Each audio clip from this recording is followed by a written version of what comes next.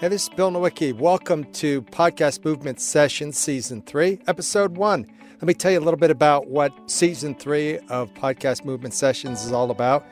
And this year it's a little bit different. It's not wrap-ups from some of the keynotes and other presentations you hear. It's going to be about community. And what I mean by that is I had my portable setup that I use for my own podcast, and I interviewed some of the different types of folks that come to Podcast Movement. This first episode is really no different than the rest of the 10 episodes you're going to hear coming out every other week. And this is LeAura and Devani Alderson. They're a mom and daughter entrepreneurial team, and they have a podcast, they have a blog, and we started out talking about podcasting and their business, and then we got into a bunch of different areas, including education, what to do about somebody that has ADD, ADHD. It was just a lot of fun and a lot of unexpected things, but I know you're going to enjoy it, and I know you're going to enjoy hearing more of these. So tell a couple friends about the show and subscribe so you don't miss an episode. So here's my friends, LeAura and Devani Alderson. And your podcast name is? I Create Daily Podcast. I want to know your journey into podcasting. Now, how did you get started? Whose idea was it? All that stuff. Who wants to start? LeAura had the name, I Create Daily, and the idea was kind of both of ours. We've always had this passion for helping creators, artists, authors, photographers, other entrepreneurs that we know. We just, over the years of running our own marketing companies and running our own websites, we've always gravitated towards helping people. Like, what do we do in our free time? We help people. And what do we do even when it's not our free time and we should be working? We're helping people all the time. And so over the years, we've on and off talked about what is the best way, how can we help this artist community and creator community monetize their work and have it be their lifestyle work. And so that's kind of how I Create Daily was born, and the idea has been simmering for us for several years, and I Create Daily was how we chose to pursue it. Okay, now, how did your daughter start out? I mean, did you see the sparks of what she's doing now when she was little? Okay, well, to the extent, it's a good question, because to the extent that it's about talking and interviewing people, she was definitely a chatterbox when she was little and can be now. But the bigger picture of how it started out is that Devani and her brother were both homeschooled for most of their education. And so when she was 15, one of her homeschooling projects was to become a social media manager for an author's social media account. So she was earning while learning, doing that under my tutelage relative to how do you serve clients, what is the social media, how do you engage in people on social media platforms, how do you not respond irately to irate people, became about people management, conversation management, etc. And she's always been very naturally social. Like, she would always choose socializing with people over toys any day. So it just became a natural fit. And as Devani said, we've been talking about it for years through as a part of our other brands, but it was just never quite the right timing, and it still wasn't the right timing for us to do this for I Create Daily. But that is our passion project, especially between Devani and I, amongst our family of brands, and we just had to, seize the bull by the horns and say, if we don't do it now, then when is it going to happen? So because there's never a perfect time. So take a step back now. How did you decide to homeschool? Where was all this happening? All that. So these are like several different episodes potentially that you're talking about, but. Everybody knows, it's no secret that the education system is broken for no matter which area of education you're looking at. And, it's not anyone's fault. It's like a factory. Yeah, exactly. And it's not anyone's fault. It's just the evolution of how it is we're growing and evolving, and our education system isn't keeping up. It's about the volume of people. It's about how many kids. And it's also about how we're moving from the industrial era of, like you said, factory, cookie cutter things to unique individuality and so many opportunities for expression. And so that's but we had that vision early on, my husband and myself, even before we had children, that we knew we wanted to be more involved in their education. I never wanted to be a teacher. I never, that was like one of the things I did. But I knew that educating our kids, like with the vision of creativity and hands-on education based on their interests, was definitely a more productive use of my time than anything else I could be doing at that time when we made the commitment to parent. So even though we didn't have biological children, we adopted Devani and her brother. So Devani's adopted from India and her brother's adopted from Russia. He's native Russian. And they did have some private education, like, official, like, private school education for a few years here and there. So they got the taste of what that's like and what that's about, and, the benefits and the limitations as well. And what was the moment that you kind of thought that this was the right thing to do, like when you were trying to homeschool her? What was there a moment you were like, man, this is going to really work out for? I have Sharon Taylor here from Omni Studios. What does Omni Studios do? Sharon? Omni Studios is an enterprise podcast host. Measurement, monetization, podcast hosting, sharing, distribution, the whole 9 yards. That's what Omni does. And you have an Australian accent because you're from? New England. No, Australia.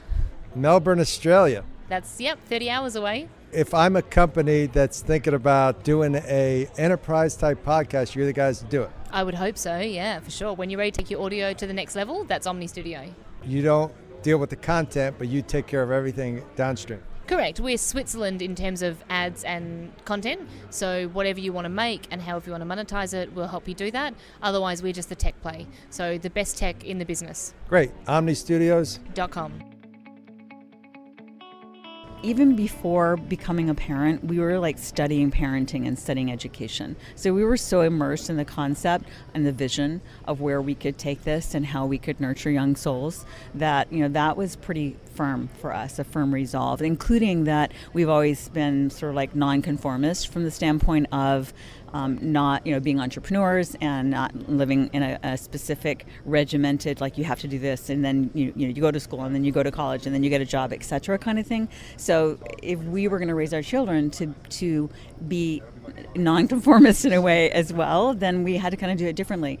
So where it is, I think we had more questions is because Devani and in particular her brother had dyslexia and ADD, ADHD, and in particular her brother acutely so. There were places in their education where it felt like he in particular wasn't progressing. So it's like, are we doing the right thing? Is this really what we need to be doing? Are we depriving them? And so then that began a long journey, which again is a whole other podcast, but you had to get creative. We had to get creative, and it was enough of an alternate education experience for them to see that, okay, there's some good things, and then a lot of what happened is they unlearned a lot of things. Unfortunately, they unlearned a lot of things that were not a good thing to unlearn, and they developed negative habits that were not that great. So really, after a couple years, then we realized that we needed to bring them back home, even though it was harder for us. That was better for them. I think that for us, it wasn't just homeschooling, like we're learning the same exact curriculum that you would be getting in school anyway, but it was a lot of interest-based homeschooling, so more like the hack schooling concept of what are you interested in and what do you need to learn and what courses do you need to take to become really good at that interest. And I think that that's where the dyslexia and the ADHD come into play as being helpful, because we've always thought in our family, and I definitely believe, that it's just a different form of intelligence. It's not, sure, it hinders you in the mold that society puts on us, but if you look at like individuality and creativity, it really serves you because you start learning new things and you start breaking free of this like go to school, get a job, that whole concept. And I think that's the biggest thing that helped with homeschooling. So what did you gravitate toward when you can remember, like, hey, I really like doing X? What was it?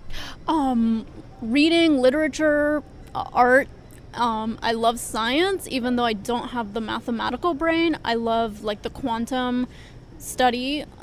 So all those kind of rabbit hole-y topics that you could just read lots of books about and go into a million different directions. I love that kind of stuff. Lord of the Rings, Harry Potter, all of that. You went from mother-daughter to kind of business partner. How did that whole thing happen? Really naturally, we've always worked well together. We've always worked together, whether it was on a partnership business or not. I've helped with our family brands. She's helped with my business a lot, tremendously. And so it was just a natural fit that when we decided to do I Create Daily, of course, it was both of our dream project. It's such a wonderful symbiotic relationship too, because we're both cognizant of each other's strengths and weaknesses. And there are places that, like for instance, here's an example of growth opportunities too. It's like, so I'm the primary writer, but at 59, I've been writing for so long. So, Devani has said in the past, well, you should write this because you're so good at writing. And it's like, I keep reminding her that it's just a matter of practice. So because of that, though, it was easy for her to naturally take on, the email system and the creating of the wonderful memes. And she applies her artistry to that. And most of the quotes are our own.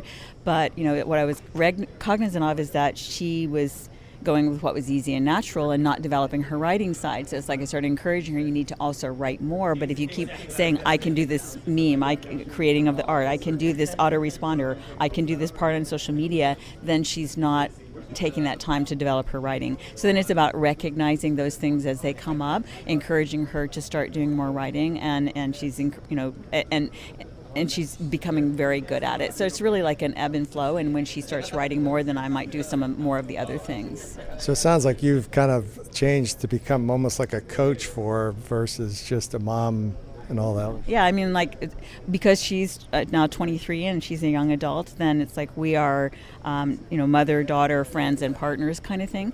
And we have that kind of open relationship where, of course, as the parent, you're always the parent, and there's always the deference to that. But at the same time, she can be very vocal and opinionated about, what when she has a different, and also very insightful about things that, so I will ask her opinion of things that I'm not clear on, and she has some wonderful insight in those things. And I'm sure she helps with the young people and the way they take in information. Is that right? Sometimes I do. Sometimes I change a lot. Sometimes I relate more to older people, and sometimes I can relate to the struggles of younger people. I think the biggest help is like knowing enough of the lingo to help create some of our content so that it reaches some of that. But I really enjoy connecting with people. I don't really care. Like, obviously there's moments where you're like, oh, I want to connect more with people my age doing cool things. But at the end of the day, like, doesn't matter. No, if somebody's doing something cool, that's inspiring. All right, let's talk about Podcast Movement. Why'd you guys choose to come here to Podcast Movement? This is your first time, right? Jared Esley forced us. Just kidding. Totally kidding. He's awesome. We started podcasting, and this I've known about this event for several years. I've been connected to Jared on Facebook for a while, and because we were going to obviously be podcasting long term, being part of the community was important for sure. And so we're really excited to learn more about you and everybody else around. Cool. Now, what did you want to get out of this conference, would you say?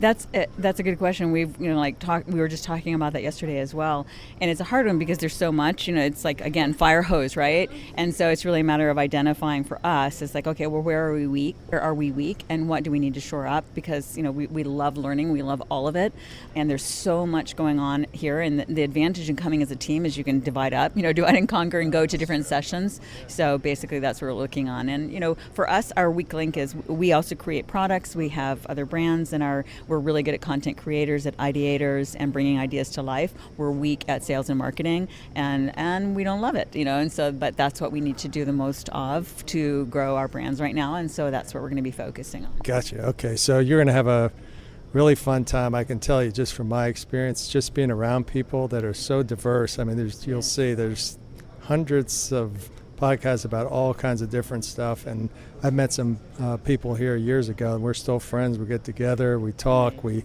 encourage one another, so hopefully you'll get that same experience. Now, how do folks get a hold of you? So our podcast website is icreatedailypodcast.com, and our website is icreatedaily.com, and you can email us at creators@icreatedaily.com. Great. And you talked a little bit about creators. Like, people love to create. Sounds almost like you guys. You love the creation part, but the marketing is probably not something you enjoy. But how do you bring somebody that's a really heavy creator that would just create regardless of who sees it and try to get them up to a point where they're selling something? I want to put Devani on the... Sure. So our motto is a movement for creators serious about their art. And so right off the bat, we are attracting people who are really taking their art as both art and a future business, whether it's a current business that they're working on now or it's their goal. And so we are a very goal-oriented company, and so we have goals, a goals journal. Money goals and personal goals. All sorts of goals, but especially towards creators and their creative endeavors. So blogging, content creating, and really helping them develop the daily habits they need to sustain their creativity and business together. And so a lot of our content is motivational content, inspiring content, but then informative content on how do you SEO stuff. And we really try to break it down to a level that somebody who's totally new and has been resisting doing that can understand and simply implement. Right, so it's like working out. You got to start first day and then you just keep doing it habit-wise, and before you know it, you start looking better, feeling better. Absolutely. Yeah, that's it. And the struggling artist, concept kind of thing is, and also struggling writers. It's becoming, while there are increasing numbers of opportunities, there are also increasing challenges, because you can get books for 99 cents, on Kindle, or oftentimes free online. So what about authors, and what is their journey? So we do a lot of masterminding in our family around, okay, when writing and the purchase of a book becomes devalued, then where can those writers go, and what can they do, and how can they? And so some of the ways that they're doing that is, creating their own websites, creating traffic and monetization through their websites, not just their book. The biggest thing too is sort of breaking this mindset that artists can't sell, or that artists can't learn business, because we can all learn anything that we're motivated to learn. And so I think that's the biggest thing too. It's like, no, if your end goal is you want this to be your lifestyle that sustains you, then you know that eventually, day by day, step by step, you will learn how to do that. And it requires help and reaching out, but you'll get there eventually if that's your motivation and goal. But it's kind of like with you struggle with ADD. I'm sure you had to build the skills, writings, those things you might avoid, but you really wanted to get involved in something. Is that the way it worked for you? A lot of my ADD, ADHD comes in when I have to sit for a long time, or doing tasks I don't like doing. So yeah, it wasn't necessarily creative tasks I didn't like doing. It's more like getting into advertising and analytics and all that stuff. But yeah, I have to force my concentration, and once you start changing how you look at it, it gets a lot easier. Great. Well, it was such a pleasure talking to you guys, and welcome to Podcast Movement. And you need anything, I'm sure you can ask me or Jared or Dan, and we'll help you. All right. Thank you so much. All right. Thanks again to my guests, and thanks again to Omni Studio for their hosting of Podcast Movement sessions. And check out podcastmovement.com to get tickets for Orlando 2019. It's going to be a whole bunch of fun. See you in a couple of weeks.